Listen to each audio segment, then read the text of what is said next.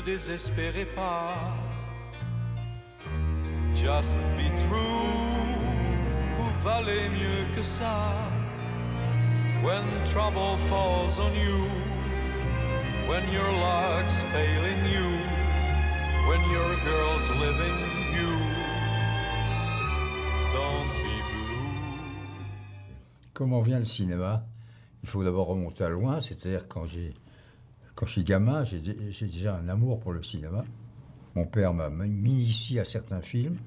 Un jour, il m'emmène voir sur les Champs-Élysées un chef-d'œuvre, Citizen Kane. Je suis bouleversé et je me dis un jour, je ferai du cinéma. Bon, là-dessus, la vie avance, je fais du journalisme, j'apprends le maniement des caméras, le montage et les accessoires en travaillant pour l'émission de télévision 5 colonnes à la une, dont Pierre Lazareff est le patron. La maîtresse officielle de M. Lazareff s'appelle Maggie Baudard. C'est une productrice intelligente, sympathique, je la vois souvent. Un jour, je fais un petit sujet pour les 10 ans anniversaire de 5 colonnes, que je tourne avec évidemment un opérateur, mais une sorte de road movie où je vais me promener à travers la France pour interroger des anciens d'Algérie. Et ça sort, et le lendemain matin, Maggie m'appelle en me disant « Philippe, j'ai vu votre sujet, c'est très bien, formidable, vous avez la patte d'un metteur en scène, venez me voir. » Très bien. Je vais voir Maggie dans son bureau rue des Dames Augustines à Neuilly, et elle me dit « Écoutez, voilà, moi j'ai gagné beaucoup d'argent avec les Barbus de Cherbourg, et j'ai de quoi faire des films, des premiers films, à des inconnus pour pas beaucoup d'argent. Est-ce que vous avez un sujet ?» Bien sûr, lui dis-je. J'en avais pas vraiment, mais j'étais en train de travailler sur la fabrication de mon deuxième roman, Après des feux mal éteints, qui était mon premier roman. Et je me suis dit que je pouvais transférer ce concept dans un scénario. Donc je lui raconte, elle me dit, écoutez, écrivez votre script et venez me voir. Donc en 3 semaines, je rédige un road movie en fait. C'est-à-dire un itinéraire d'un garçon, c'est très autobiographique, journaliste qui revient des États-Unis, qui revient de l'étranger, et qui, pour comprendre son pays et ses habitants, décide de faire du stop. Et donc je fais comme ça une sorte de série de sketchs, tout ça dans la foulée de l'époque, c'est-à-dire au lendemain des événements de 68. Et donc je propose ça à Maggie Baudard, on discute, on change 2-3 choses. Elle me confie à un très très bon directeur de production qui s'appelait Philippe Dussard. Et on fabrique une équipe. J'ai tout de suite compris, moi je savais déjà quand j'avais fait de la télévision, qu'il faut toujours s'entourer des meilleurs. Et donc je prends le meilleur opérateur de cette génération, Willy Currant, qui a été l'opérateur d'Orson Welles, qui était un copain en plus. Les meilleurs techniciens, Claude Barrois, qui était le meilleur monteur de cette génération. Barrois a été le monteur de Lelouch. Et je me suis entouré des meilleurs parce que je savais que moi, je ne savais pas grand-chose. Mais je savais ce que je voulais faire. Et il y avait ce scénario. Et bien, on a démarré le tournage. J'ai fait des repérages d'abord, bien sûr. Pendant les repérages, j'ai rencontré un garçon inconnu et invraisemblable qui s'appelait Fabrice Lucchini. Et je l'ai engagé dans mon film. Et donc, on a tourné Tout peut arriver, que j'avais sous-titré Don't Be Blue, puisque c'est une chanson du film Don't Be Blue, ne désespérez pas. Voilà. Donc, il dure 1h20, je crois. J'ai 33 ans. J'y mets beaucoup de choses, effectivement, qui me concernent. Mais j'y mets aussi des allusions à des films, des références. Et j'y mets toutes sortes d'amis qui viennent comme ça faire des petits caméos, comme on dit. Et on a fait ce film en peu de temps, sans décor, aucun décor fabriqué, hein, tout en décor naturel. Beaucoup de caméras à la main. Currant était très très habile, très rapide, très efficace. Et j'avais une très bonne script. C'est toujours pareil, il faut s'entourer des meilleurs, des gens qui savent. Et qui en savaient plus que moi, puisque j'ai le souvenir très précis du premier jour de tournage. C'est une séquence qui se passe à Dijon, quand le héros, incarné par Jean-Claude Bouillon, dont on va parler sans doute, rencontre une jeune américaine, comme par hasard, dans une librairie, jouée par Prudence Harrington. Et donc on est là, tout est prêt. Et il y a quelqu'un qui me regarde et me dit, mais Philippe, donnez le moteur. Il faut dire action, Philippe. Pour vous dire à quel point j'étais, pas amateur, mais presque. Enfin, on a tourné, ça s'est plutôt très bien passé, avec des séquences que, aujourd'hui, avec le recul, je continue de trouver assez agréables, en particulier la petite rencontre entre le héros, qui s'appelle Marlowe. Marlowe, c'est une allusion à Philippe Marlowe, le détective des livres de Chandler. C'est tous mes films, c'est pas seulement celui-là, il y a toujours des références à ma culture, à mes envies, à mes préférences. Et la séquence à Orly, en particulier, quand Marlowe arrive de l'avion, et accompagné par une jeune femme qui pose des questions à l'époque, les gens, les compagnies aériennes ou même l'aéroport envoyaient des gens pour vous interroger sur comment ça s'était passé. Et donc, c'est Chantal Goya, que j'avais rencontré sur le tournage de Masculin-Féminin, Jean-Luc Godard. À l'époque, je fréquentais beaucoup Godard. Et d'ailleurs, son travail, sa manière de faire, sa rapidité, sa manière d'écrire les séquences la veille pour les donner aux comédiens le lendemain matin, m'ont beaucoup inspiré. Donc il y a cette séquence-là que j'aime beaucoup. Il y a 2-3 moments. Avec le recul, je pense qu'il y a des éléments dans ce film qui, au fond, racontent un peu ce qu'était Paris et ce qu'était la France à cette époque. Et puis, c'est sorti. Critique plutôt très, très élogieuse. Résultat commercial, nul. Pourquoi ? D'abord parce que ce n'était pas un film forcément très commercial, mais surtout parce que le même jour sortait à Paris Le Clan des Siciliens. Gabin, Ventura, Delon, produit par un très bon producteur qui s'appelle Jacques-Éric Strauss. 1 mois et demi après la sortie, on est resté pratiquement 1 mois et demi à l'affiche, après on est parti. Je rencontre Strauss, Jacques-Éric Strauss, producteur du Clan. Et je lui dis, vous nous avez bien tués avec votre film cette semaine-là. Il est vrai que les distributeurs n'auraient jamais dû distribuer mon film cette semaine-là. Ben, c'est comme ça. Et Maggie Baudard savait bien qu'elle prenait un risque parce qu'elle jouait avec un film pas cher pour un jeune inconnu, Labro. Et Strauss me dit, oui, j'ai vu votre film. Il y a des éléments dedans très intéressants parce que vous savez vous servir du suspense. Vous aimez les polars, vous aimez les pistolets, vous aimez... Il y a des choses. Donc moi, je vais vous donner un conseil. Arrêtez de parler de vous. Mettez-vous à lire des séries noires. Trouvez-vous un sujet, si vous intéresse, si vous considérez qu'on peut l'adapter. Je suis votre homme.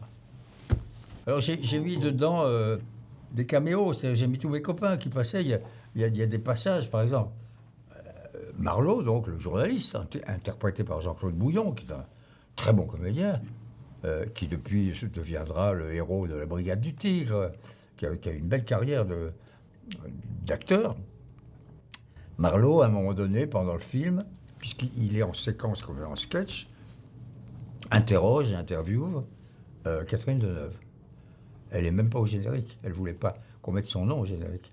Mais comme c'était une amie, elle a accepté pendant une demi-après-midi, on met la caméra, je me mets à la place de Marlowe, c'est moi qui posais les questions. Après, j'ai fait un contre-champ, j'ai tourné Bouillon posant les questions, mais c'était moi qui étais face à Catherine, parce qu'elle me faisait confiance. Et on a ce petit sketch de Catherine Deneuve au milieu du film, qui est plutôt très agréable aussi. Et puis il y a évidemment, on peut y revenir si vous voulez, c'est la présence, l'existence de ce phénomène qui s'appelle Fabrice Lucchini.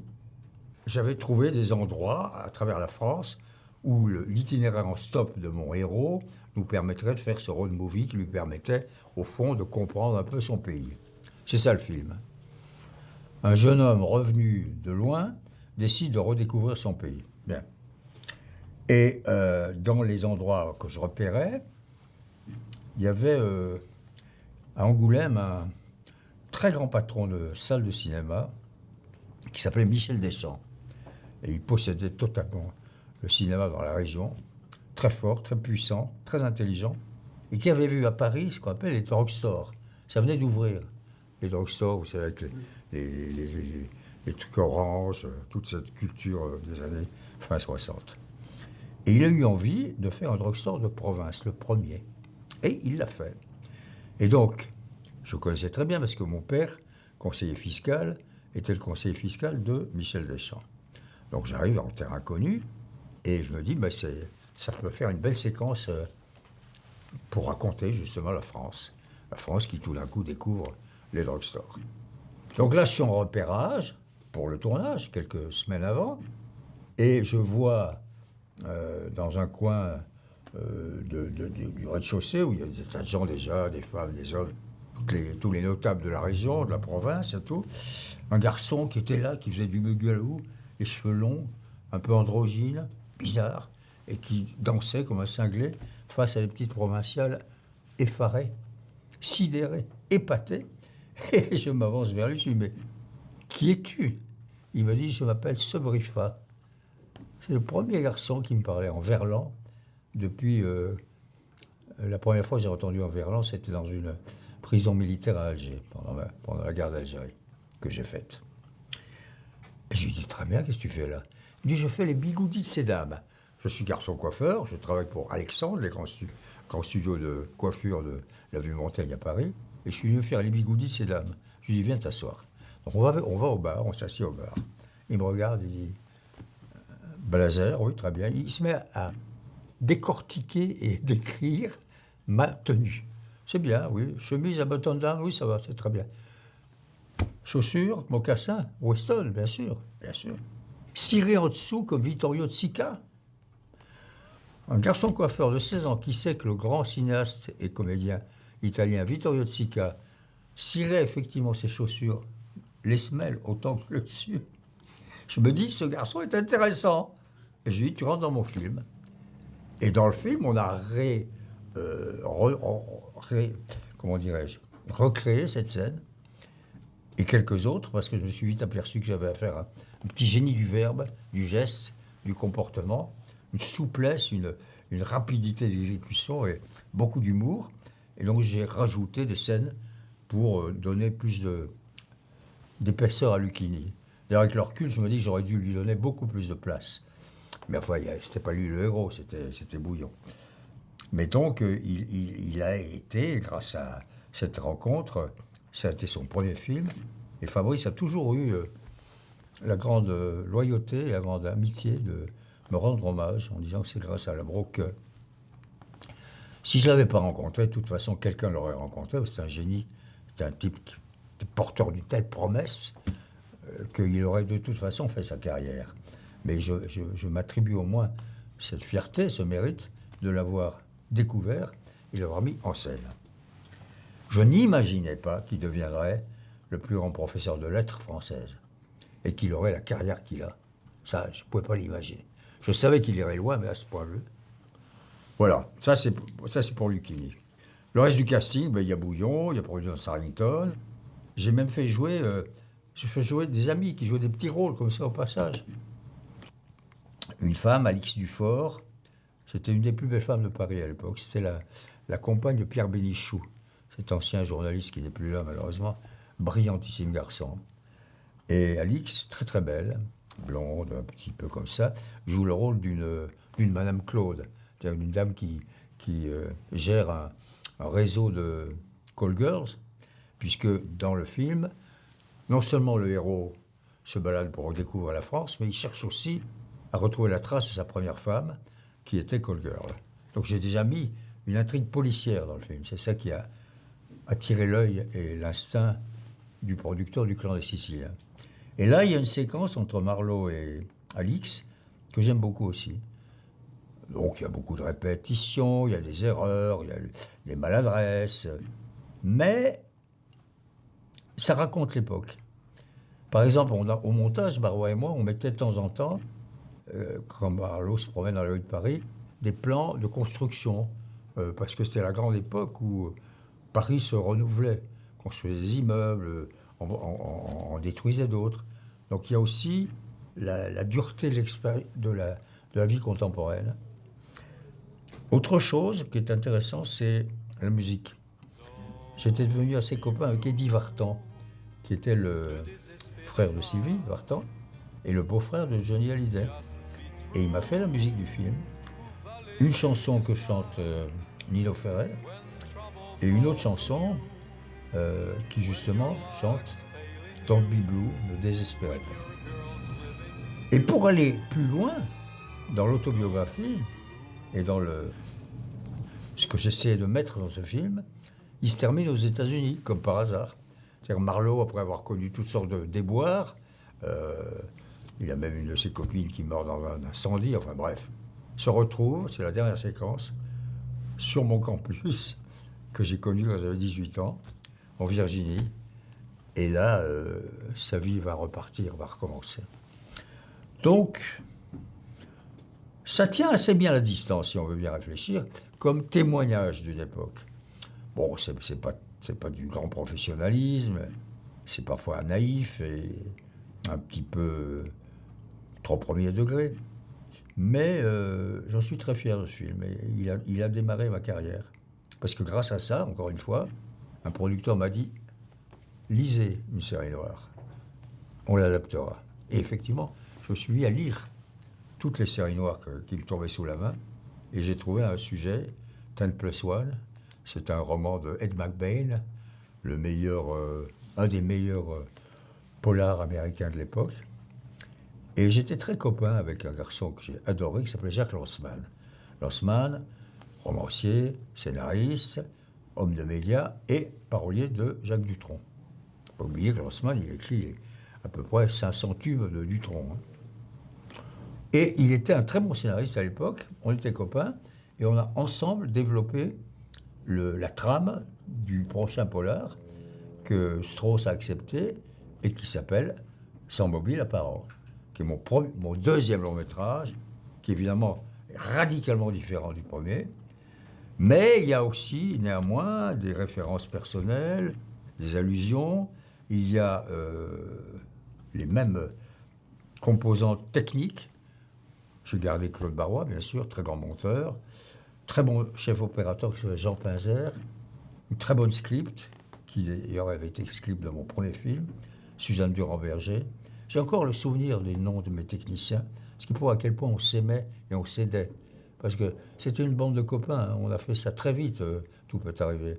Oui, Bonfanti, bien sûr. Il y a Willy Curante, il y a Michel Desrois, qui est l'adjoint de Bonfanti, qui depuis est devenu lui-même un grand sondier.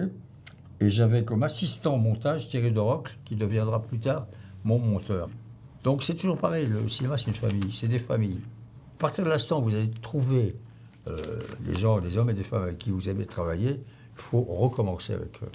Ben, Jean-Claude, oui, je lui ai donné des bottes de cow-boy comme j'en portais à l'époque, je lui ai donné un imperméable blanc comme j'en portais à l'époque, des cigares comme j'en fumais à l'époque, c'est sûr. Et je l'ai un peu, oui, travesti en labro, si j'ose dire, mais attention, c'est un bon comédien, je l'avais casté. Ben, comment j'ai casté, comme on caste, hein, moi j'ai quand même préparé le film.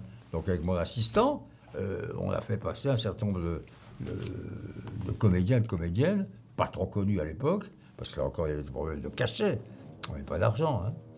Et je suis tombé sur Bouillon parce que, d'abord je trouvais qu'il avait de l'allure, qu'il avait une belle gueule d'homme, quoi, une belle gueule, oui, qui correspondait à ce que je voulais.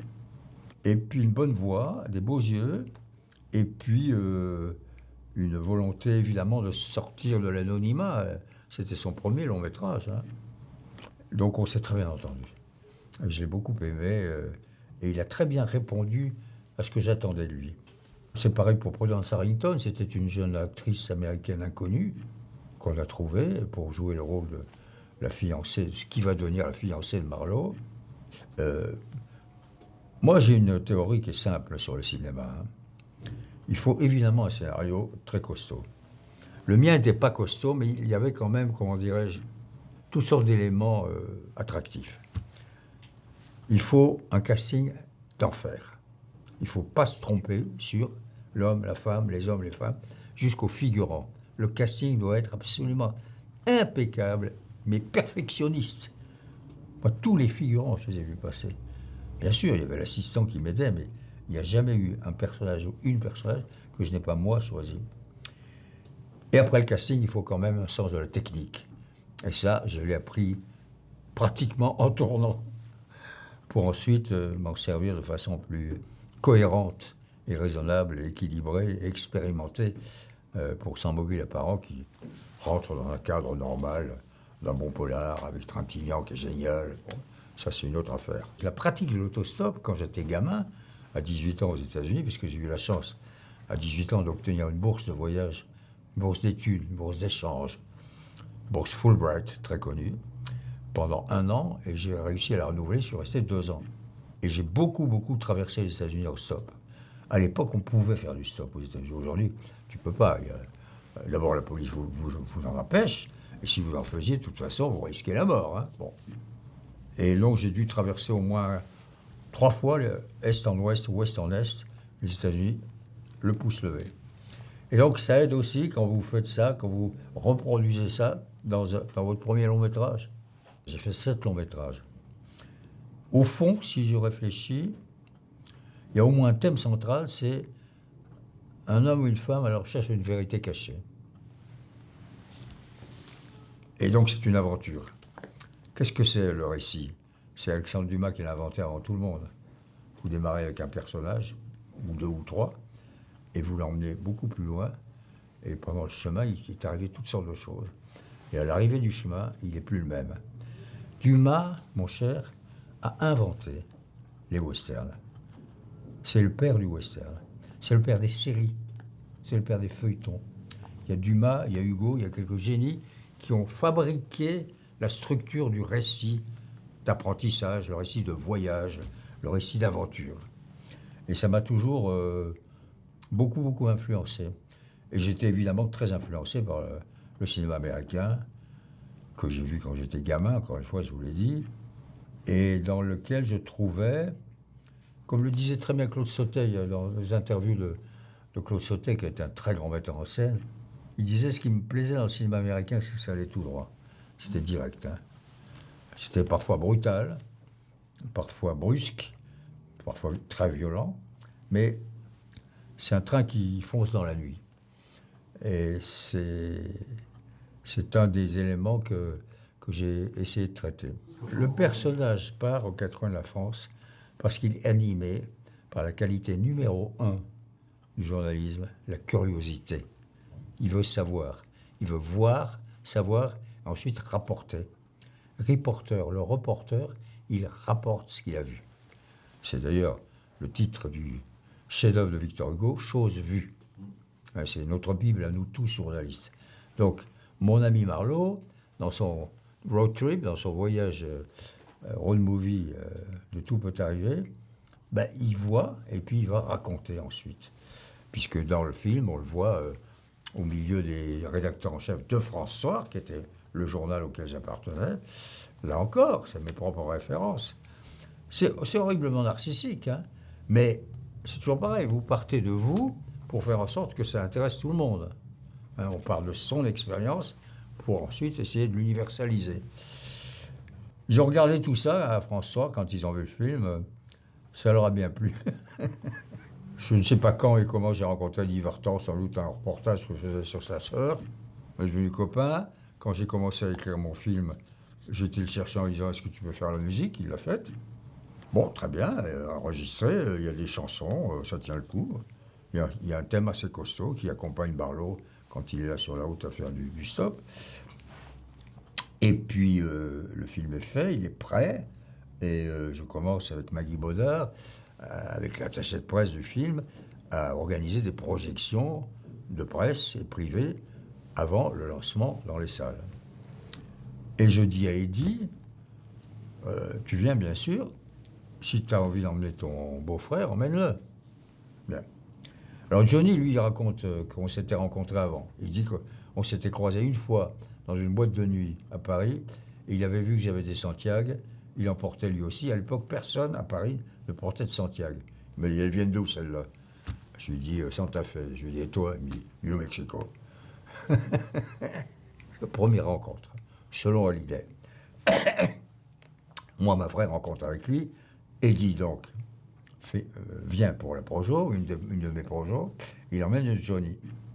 Et à la sortie du film, je serre la main à tout le monde est content, les gens vous disent toujours que c'est très bien, même s'ils n'ont pas aimé. Et sur le trottoir de la rue des Dames Augustines, à Neuilly, je vois Johnny Hallyday qui est contre un réverbère qui m'attend, debout. Et il me dit, écoutez, j'ai beaucoup aimé votre film, toute façon, j'adore le cinéma. Je voudrais parler cinéma avec vous. Et cinéma américain, bien sûr. Et il se met à me parler d'Elia Kazan, de Marlon Brando, de James Dean, de Montgomery Clift. Tout ce cinéma-là, le cinéma des années fin 50, début 60, et un peu plus. Et donc on s'est mis à parler cinéma, tous les deux, comme ça, debout sur le trottoir pendant 1 heure. Et ça a fabriqué un début d'amitié. On n'avait rien de commun, ou presque. Parce que lui, il venait de nulle part, c'est un enfant de la roulotte, Johnny. Hein. Pas fait d'études, rien. Moi, je suis un enfant de bourgeois qui a fait ses études et qui avait déjà un métier. Bien. Mais il y avait entre nous cet amour du cinéma et cette connaissance et cette envie d'Amérique en permanence. Et c'est à partir de là que j'ai fabriqué avec lui une amitié qui a fait qu'un jour, j'ai commencé à lui écrire des chansons. Voilà. Donc tout ça part d'où? Tout part du mot et du verbe. Ça part d'un scénario, ça part d'une idée, ça part même d'une femme à qui je dois rendre hommage, Maggie Baudard. Elle a quand même osé me produire un film d'un garçon qui n'avait jamais fait de film de long métrage et qui lui a proposé un sujet qu'il a écrit en 3 semaines. Elle m'a donné ma chance.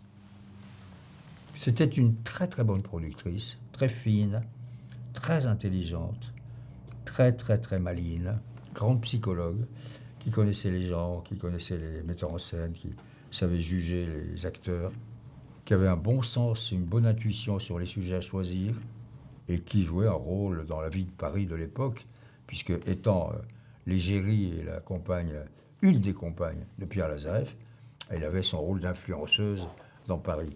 Et moi, je lui dois effectivement mon début de carrière. Elle m'en a beaucoup voulu quand j'ai accepté la proposition de Strauss pour faire mon 2e film. Elle considérait, elle avait sans doute raison, que j'aurais dû continuer avec elle pour faire mon 2e long métrage avec elle. Mais moi, c'est Strauss qui m'a fait la proposition, c'est lui qui a eu l'idée de me faire acheter une série noire, donc je suis allé, je me suis embarqué dans mon aventure avec Strauss, et Maggie a mis du temps à me le pardonner. Mais on s'est revus, on s'est beaucoup revus, je l'ai souvent vu, jusqu'à pratiquement ces derniers instants, parce que quand j'allais la voir, j'allais voir non seulement ma jeunesse, un peu mon passé, mais surtout, j'allais voir une somme d'expérience, de bienveillance, de précision dans le jugement. C'était pas seulement une productrice, c'était une intelligence, c'était une intuition. Donc elle fait partie de ces femmes, il y en a eu quelques-unes comme ça dans ma vie, qui ont joué un très grand rôle. Et donc, pour essayer de tout résumer, Tout peut arriver joue un rôle capital, parce que c'est mon démarrage, c'est comme ça que je démarre au cinéma. Et même si j'ai arrêté, effectivement, provisoirement, parce qu'il y en a quand même dans mes films, des références à ma propre vie, à ma culture, mais j'ai quand même tourné la page purement narcissique de Tout peut arriver pour faire des polars, pour faire des films d'action, d'aventure. Il n'empêche que tout ça, ça vient d'une dame qui m'a donné sa chance, ma chance. Tout peut arriver, en plus. On a cherché le titre pendant longtemps. Hein. Et puis je lui ai dit, écoutez, c'est un peu ma vie, hein. Tout m'est arrivé et tout m'arrive. Et d'ailleurs, ça fait partie de la chanson. Hein. Tout arrive et tout peut arriver. Je ne sais plus qui chante ça, si c'est Nino Ferrer ou je ne sais plus qui l'autre. Il y a 2 chanteurs dans le film. Hein. Donc on y a mis ça aussi. J'ai mis mon goût pour la chanson et pour la musique. Il n'y a pas de film sans bonne musique. La bande sonore d'un film, la BO, comme on dit, c'est capital. C'est très, très capital. La preuve, c'est que quand j'ai fait Sans Bobby l'apparent, mais ça, c'est un autre bonus que je ferai un jour, j'ai réussi, grâce à Strauss, à avoir Ennio Morricone. Morricone, il vous apporte un thème très fort qui accompagne le film. Et Eddie m'a donné un thème, le thème de Marlowe sur la route, qui l'accompagne aussi.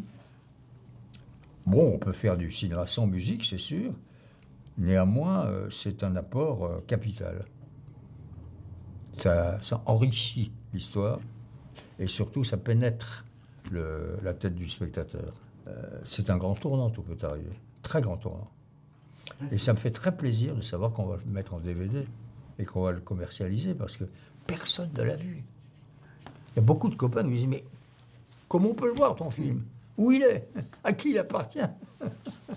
Pierre Lazareff, qui était un de mes mentors, hein, c'est clair, le grand patron de presse, donc, avait inventé, je ne sais pas si c'est lui qui l'avait inventé, mais enfin, il avait mis au goût du jour la belle expression « l'air du temps ». Il faut reproduire l'air du temps. Enfin, j'ai essayé. Et dans Tout peut arriver, il y a l'air du temps de post-68, c'est sûr, avec des allusions quand même très précises aux étudiants, à la révolte qui a eu lieu et à la transformation de la société. Dans L'Héritier, beaucoup plus tard, j'ai mis aussi l'air du temps. Les hommes d'affaires qui commencent à jouer des rôles dans les médias, l'argent, la politique. Et ça s'appelle l'actualité, en effet. Je ne peux pas me détacher de ce que je vis tous les jours, puisque moi, je passe au moins 3 heures par jour à lire la presse, ou regarder les journaux télévisés, ou écouter la radio. Je ne vois pas pourquoi je m'en détacherais.